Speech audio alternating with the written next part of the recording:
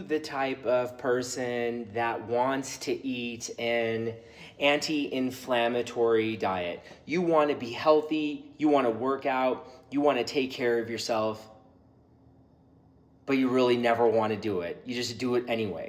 Are you the person that says that you don't want to have a heart attack, stroke, you want to be able to fit into your clothes?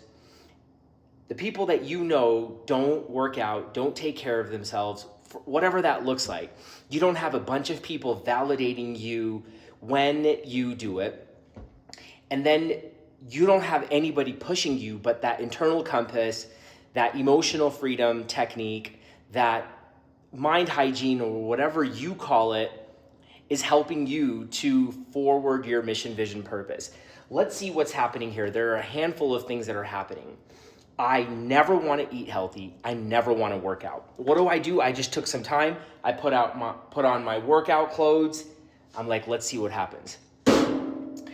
I've talked about quitting sugar December 24th of 2024 and then quitting white bread.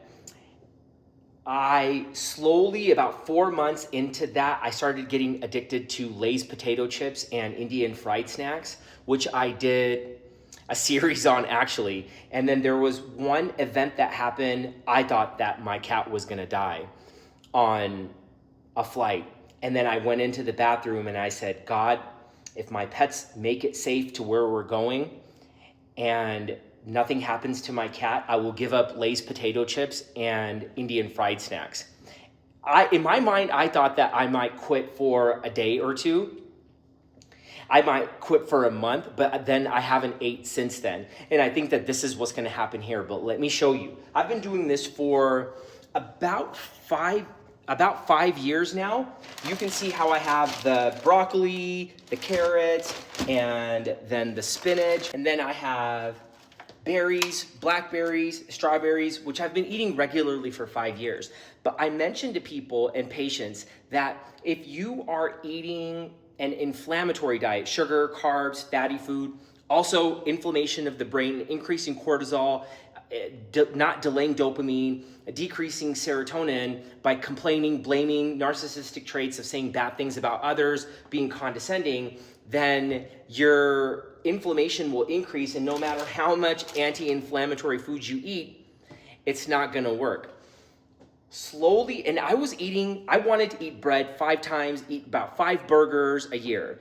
Well, I've been eating maybe about 1 burger with fries, veggie burger, with fries a month, and I've been slowly getting addicted to bread and butter.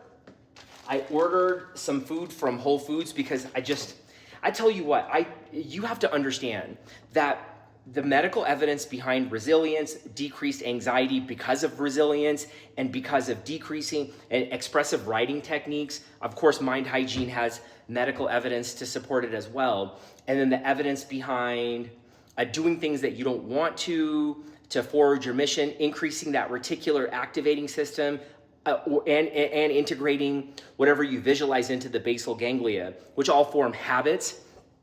That's what's happening with this. Well, I don't want to ever work out 24 hours. I would say solid. I would go by being healthy and saying, let's get it, bro.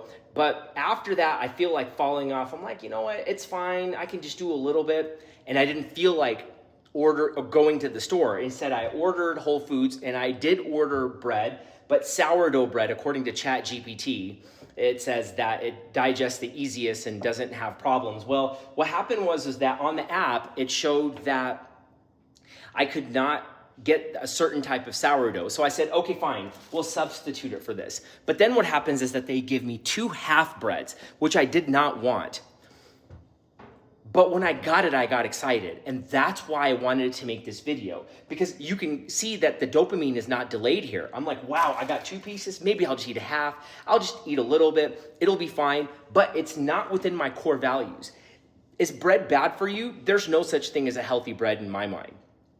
But this is not within my core values right now. Because when I do eat, sourdough is actually okay. But the rare times, or maybe that I accidentally have had white bread, my blood sugar will spike, insulin will spike, and I'll feel like eating sugar, which I have not. The simple sugars, as the candies, chocolate I haven't had since December 24th of 2024. And I never plan on it. And I never really cared about bread or Lay's chips or Indian fried snacks. But what I need to say is that you have to understand that you're going to be falling off every 5 to 6, forget about 5 to 6 hours. That's way too long. Every second, should I do this? Should I do that? This cortisol fatigue, this negotiation, should I eat that? Should I actually put this into a Tupperware? Should I not? I think it'll be okay. Maybe I'll just do it tomorrow. I'm still having to convince myself out of these things. This is where mind hygiene comes in. You accept your awareness. You be compassionate. You're still doing this. You're going to eat a half a piece less. But I know in my mind and my heart that I'm going to have to give up sourdough bread because because what happens is that when something goes wrong or I feel something doesn't go well, I'll eat some bread and butter. That's where mind hygiene can break the cycle. And I hope that this will happen for me. Although I don't feel I can feel the inflammation, I do feel myself slowing down a little bit by not sticking to my core values, and I'm not eating this every day, and that makes me convince myself that it's okay. But I'm not giving you advice in this video. I'm inspiring you that there's just no time off.